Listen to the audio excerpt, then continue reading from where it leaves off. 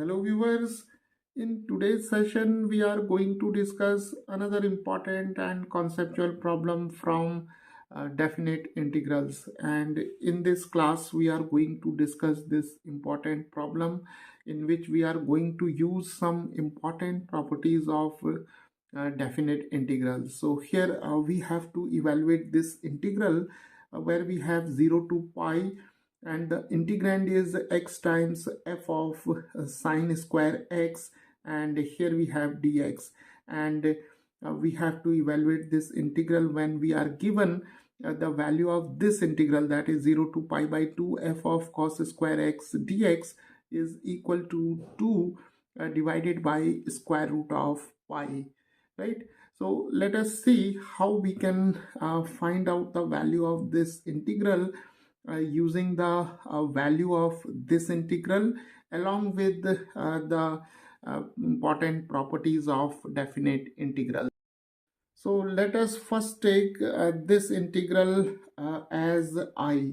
So I is equal to 0 to pi, and we have x times f of sine square x and dx. Now let us make use of the property of definite integrals, which goes like this. If we have the integral 0 to a and f of x dx, then the value of this integral is equal to 0 to a and f of a minus x dx, right? So let us apply this property to this integral. So if we compare this integral with this one, then here we have 0 to pi and here we have a, right? So the value of a is pi, and this function f of x is given by this entire function, right? So we have x times f of sine square x as f of x. So let us replace these x by a minus x, and a is pi, so let us replace x by pi minus x in this integral. So we have now I is equal to 0 to pi, and this x is pi minus x, and then we have f of sine square pi minus x, and here we have dx, right? So now from trigonometry we know that sine pi minus theta is equal to sine theta. So sine square pi minus x is equal to sine square x. So now we have I and 0 to pi minus x, and here we have f of sine square x and dx.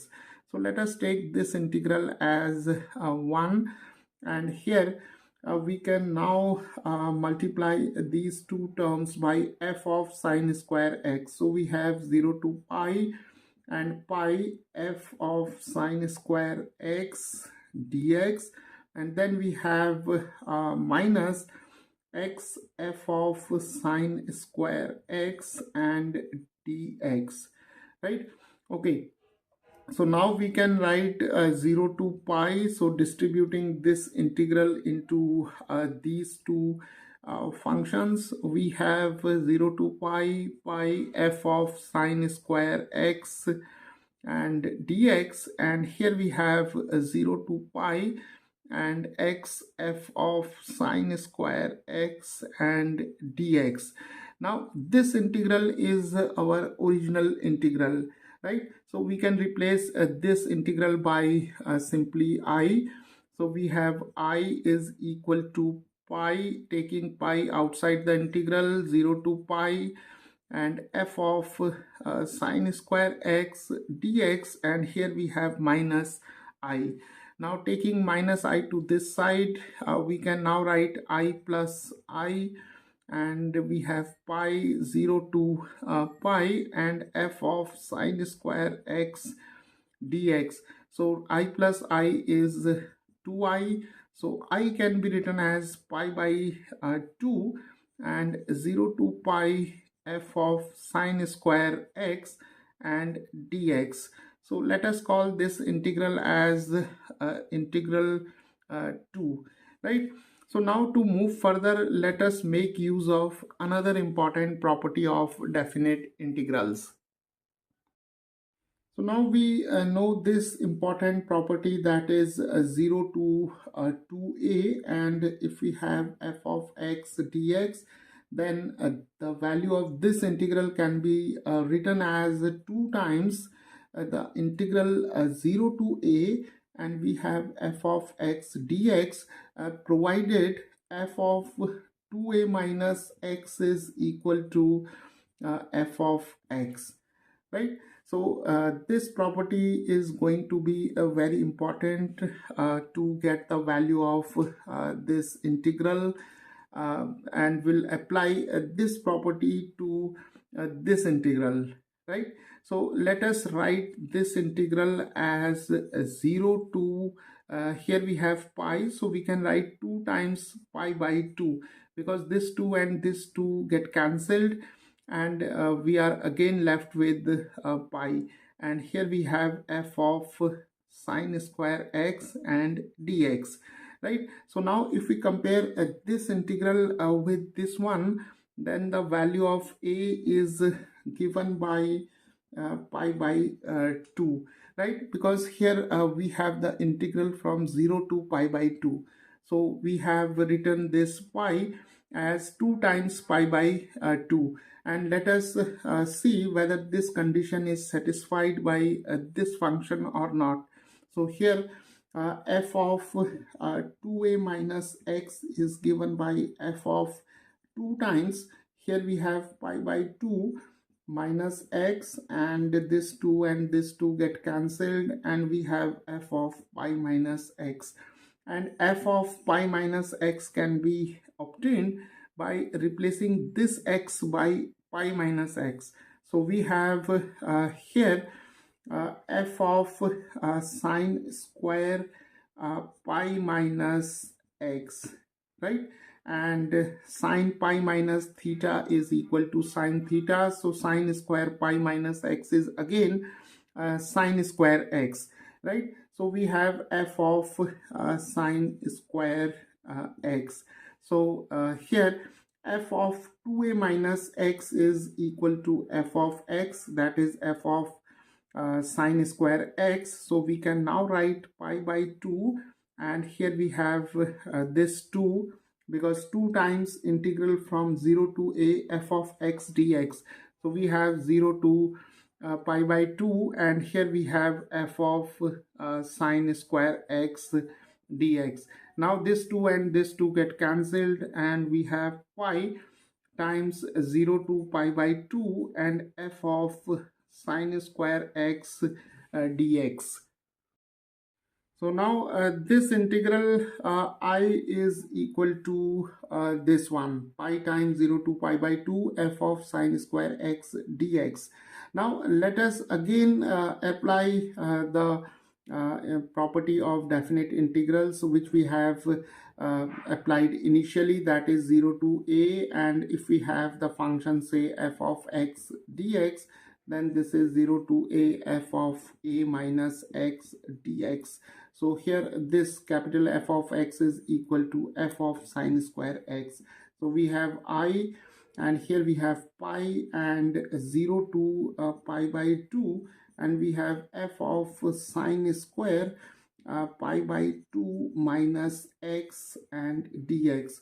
So replacing this x by pi by 2 minus x, right? So we know that from trigonometry sine pi by 2 minus theta is equal to cosine theta, right? So here sine square pi by 2 minus x is equal to cos square x, and we have 0 to pi by 2 and f of cos square x and dx. So now the value of the integral 0 to pi by 2 f of cos square x dx is given by this number, that is 2 over square root of pi, right? And here we have pi raised to 1, so we have 2 times pi raised to 1 minus half, because square root of pi can be written as pi raised to half, and applying the properties of exponents, we have 2 times pi raised to half. So we have 2 times square root of pi, right? So the value of this integral I is equal to 2 times square root of pi. So viewers, this is how by the application of the properties of definite integrals we can easily solve these kind of problems. Hello viewers, in today's session we are going to discuss another important and conceptual problem from definite integrals, and in this session we are going to solve this problem in which we are given two functions f of x and g of x such that f of x plus 2 times g of x is equal to e raised to minus x, and the derivative of f of x, that is f prime of x, is equal to f of x with f of 0 is equal to 1, right? So here we are given these three conditions, and we have to find out the value of this integral, that is 0 to 1 square of f of x times g of x dx, right? So let us see how we can find out the value of this definite integral using these three conditions. So let us take this integral as I, right? And here we'll start with these two conditions. So here we are given f prime of x is equal to f of x, right? So we can now solve this equation. This is a differential equation of first degree and first order, right? So here we have a df over a dx is equal to f, right? So here we are writing f of x as f. So f prime of x is equal to f of x can also be written like this. So now separating the variables here, we can write df over f, and here we have dx. So let us integrate both sides. So we can now write integral df over f, and here we have integral dx, and c is the constant of integration. So here the integral 1 over f df is simply a log of f, and here we have x plus c, right? So let us again replace this f by f of x. So we have a natural log of f of x is equal to x plus c, right? So now let us use this condition to find out the value of this c, that is constant of integration. So we have f of 0 is equal to 1. So let us take x is equal to 0 in this condition, or in this equation. So we have a natural log of f of 0 is equal to 0 plus c, and f of 0 is 1. So we have log of 1 is equal to c, and log of 1 is 0. So the value of c is equal to 0. So let us substitute this value in this equation. So we have natural log of f of x is equal to x plus 0, that is simply x, right? So now we have natural log of f of x is equal to x. Now taking the exponential of both sides, we have e raised to natural log of f of x is equal to e raised to x, and e raised to natural log of f of x is simply f of x, that is equal to e raised to x. So the function f of x is an exponential function, so f of x is equal to e raised to x. So let us substitute f of x in this equation. So we have e raised to x plus 2 times g of x is equal to e raised to minus x, and 2 times g of x is equal to e raised to minus x minus e raised to x. So g of x is equal to e raised to minus x minus e raised to x over 2, right? So now we have obtained the values of f of x and g of x. So let us substitute these two functions in this integral. So now we can write I is equal to integral from 0 to 1 and square of f of x, that is e raised to x square, and for gx we have e raised to minus x minus e raised to x over 2, and here we have dx.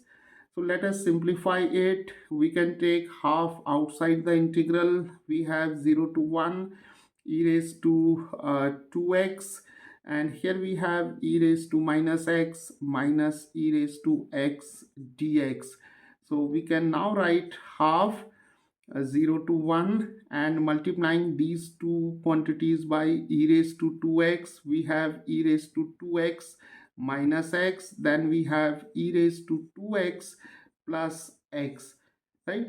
Okay, so now we can write this integral as half, and we have 0 to 1, and e raised to 2x minus x is simply e raised to x, and here we have minus e raised to 2x plus x is e raised to 3x, and here we have dx. So now let us simply find out the value of this integral. So we have I half the integral of e raised to x is simply e raised to x, and the integral of e raised to 3x is e raised to 3x over 3, and the limits of integration are from 0 to 1. So here we have used these two results. The integral of e raised to t dt is equal to e raised to t, and the integral e raised to say m times t dt is equal to e raised to m times t divided by m. So here the value of m is 3, right? Okay, so now we can substitute the limits and we'll take the difference. So first we'll take x is equal to 1. So we have e raised to 1 minus e raised to 3 over 3, and then we have here x is equal to 0. So we have e raised to 0 minus e raised to 0 over 3.